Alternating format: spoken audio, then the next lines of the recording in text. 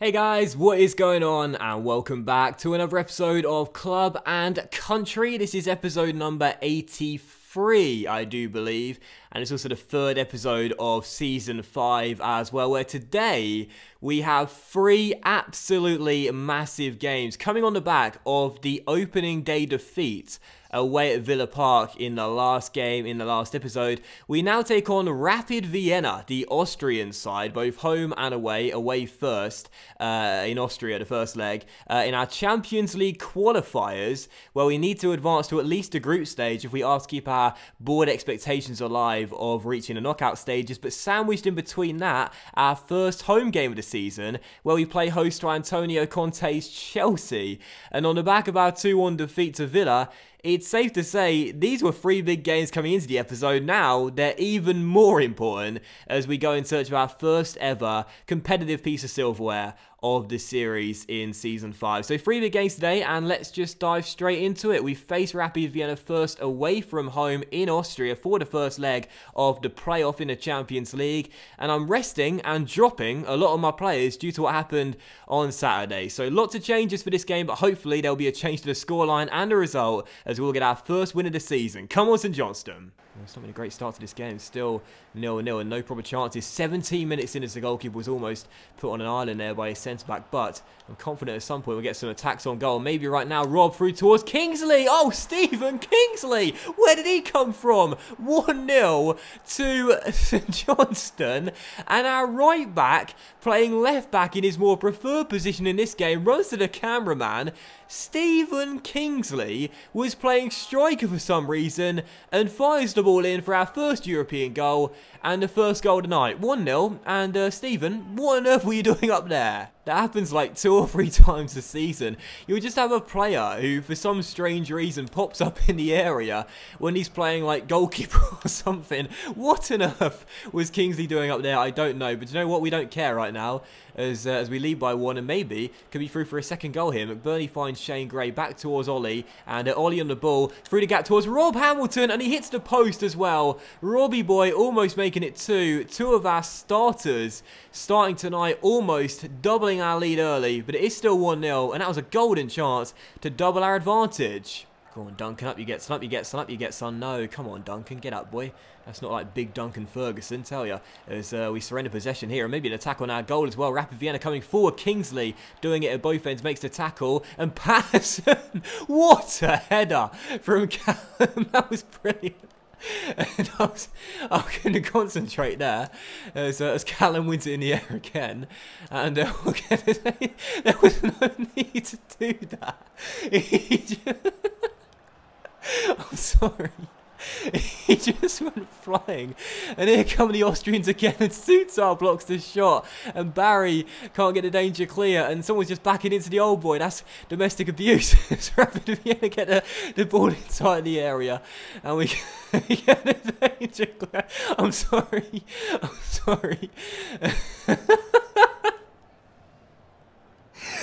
Cut to the next highlight. Thank God the half-time whistle's been blown. I can't stop laughing, and the fans don't care that we're 1-0 up. Well, it's still 1-0. Rapid Vienna haven't really done much in this game, other than, of course, Patterson to face plant into the turf. We've been pretty much in control for the most part. You know, we may not have dominated possession or anything, but they haven't really tested us, and because of that, we're sort of like gingerly strolling to success as things stand, as Duncan Smith-Dettori goes down the right, rolls it inside to McBurney. McBurney across to his teammate Rob Hamilton, who fires it in and will celebrate with the travelling fans. The Ginger Nut does the Robbie Keane and makes it 2-0 to the Sainties. And you'd think now that will be the game done, and possibly, it's a bold statement to make, but possibly the tie as well. The Austrians have done nothing really. We have 2 away goals, and it's going to be hard for them to get back in the game and in the tie. The Ginger Nut off the mark for the season, and it's 2-0. Rapid Vienna going down the right-hand side. Hamilton, however, blocks the cross, and he's been great tonight. He's actually quite poor against Villa, old man Barry, but the skipper's picked it up tonight, doing what he does best, showing his experience. And look at that. You can't teach an old dog new tricks, but you can teach Barry to flick the ball over his head, and then I surrender possession, and fortunately it's cleared by Sutar. Still 2-0 anyway, and yeah, it's been a much better performance here from Barry, and that's really important as he is our leader, captain leader, old man. And if we can find a third goal as well just before the end of the game, that would be great. And here is McBurney inside the area. to make it 3-0. Oliver McBurney, good save by the goalkeeper. It'll drop to Burke, who levers one, block corner, but a good display here in Vienna. Well, there it is, final score, Rapid Vienna 0, St Johnstone 2, and after a very disappointing defeat on the opening day, this is the way to bounce back. 2 away goals in Austria, and a clean sheet as well. We're in the driving seat going into the second leg. Alright, so it's time for the second game of today's episode and the first home game of the season. And after losing on the opening day to Villa but winning away in Austria, we now host Conte's Chelsea, hoping to get our first league win of the season. These guys will be title rivals come the end of the year, no doubt about it. But if we want to be in a title race, we need to start winning games ASAP. So first home game of the year at McDermott Park against Chelsea. Can we get the win and make it 2 from 2 in all competitions? Let's hope so. Come on, the Sainties. Well, I rested and dropped a lot of players in midweek, and in the end it was 2 of the starters that scored both goals in Austria. So coming into this one with a fully fit, strongest first 11, if we don't beat what is a ridiculously weak Chelsea side, it will be a failure. You know, we have to win this game. Anything else is a failure. I don't know why Conte has rested so many players for this one, but he has.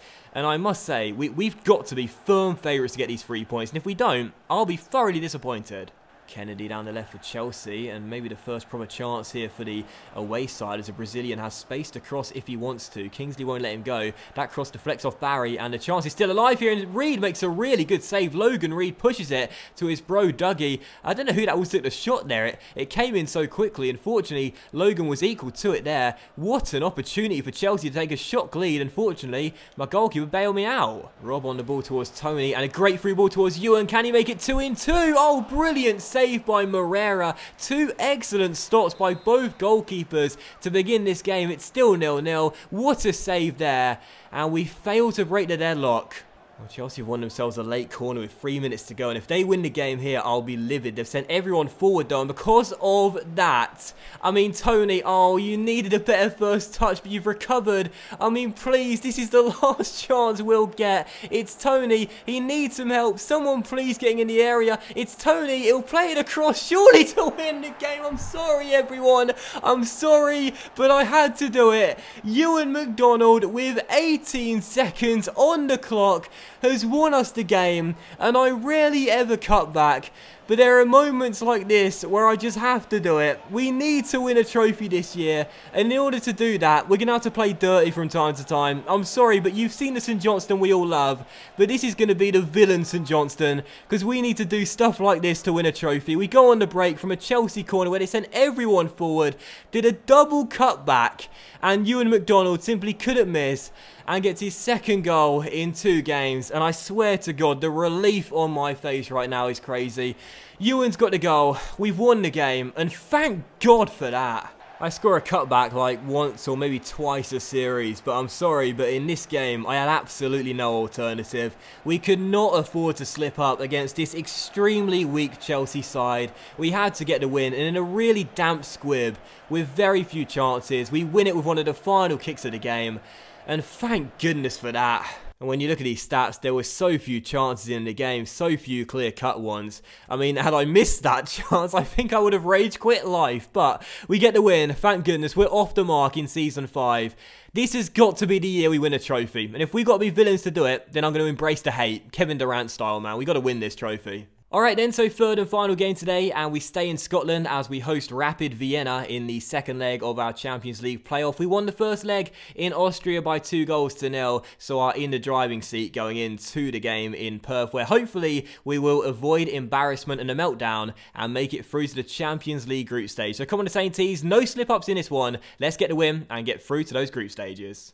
Well, I think Rapid Vienna winning this game would probably be justice for the cutback goal I scored, but hopefully that doesn't happen. But I'm sorry, people. I know it's not something I tend to do, but like the rage was being repressed at an alarming rate in that game. I had to do it. We needed to win that game. We have to win some silverware this season, and if it's the Premier League or the FA Cup or the Champions League, I'd love that. I don't mind what it is, but something needs to be won, and if it means we got to be villains this year, then bring on the hate. We need to make sure we get at least one trophy in our cabinet come the end of Season 5, because it's not funny anymore. Do you know what I mean? Like the first 4 years, all frustration, all stress.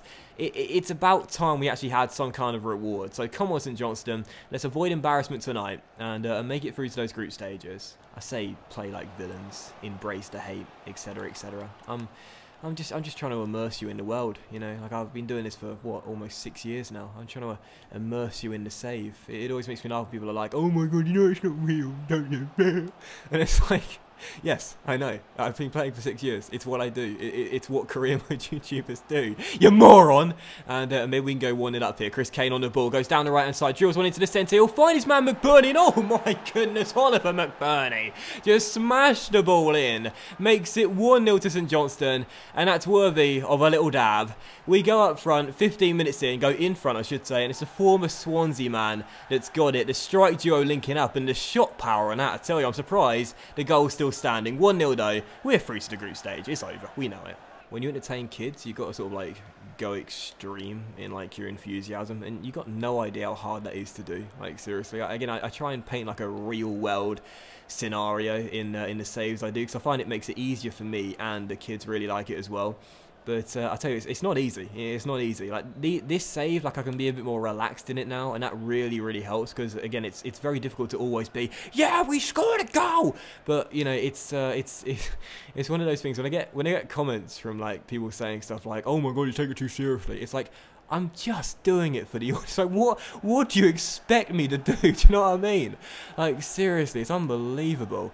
Anyway, I don't know what I'm talking about, to be honest. I'm just having a bit of a chat as Rapid Vienna try and get themselves back in the game and a tie, but it's still 1-0. The game's done. We're free. Well, Rapid Vienna refusing to give up. Reed made a pretty simple save there, but they want a consolation goal, if nothing else, because it won't really get them back in the tie as we still lead by 3 goals. However, they could be through there for a goal, and Kirk Taylor clears it off the line, then Logan Reed makes a miraculous save. And I've got to say, a lot of their attempts have been half-hearted tonight, but that was a brilliant piece of defending and a great save by the goalkeeper there as they tried desperately to get themselves at least a goal to equalise on the night and a consolation for the tie. Well, we may have lost the season opener to Aston Villa, but we've bounced back with 3 solid wins and 3 clean sheets as well. Another one here as we beat the Austrians by a goal to nil and book our place in the Champions League group stage. I have to say though, we weathered the storm for a large percentage of the game. The Austrians probably deserved a goal, and I won't say probably, they did deserve a goal for their troubles tonight. However, it wouldn't have mattered. We go through by 3 goals to nil.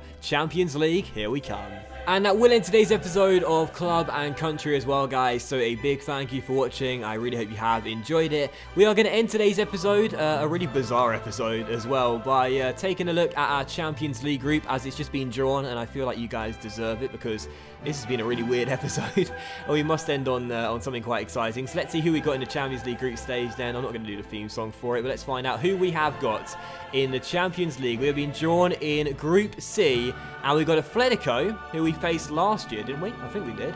Or maybe we didn't. I can't remember. AS Monaco and also Galatasaray as well. So that is a very, very tough group. The Spaniards, the French, and also the Turkish side too. This is going to be a tough group to get out of. But I still believe that the villain St Johnstone team can get it done. So a big thank you for watching, guys. Much love to you all. Have a fantastic evening tonight. Enjoy the Europa League football. And I'll see you for our next episode of Club and Country very soon. Bye.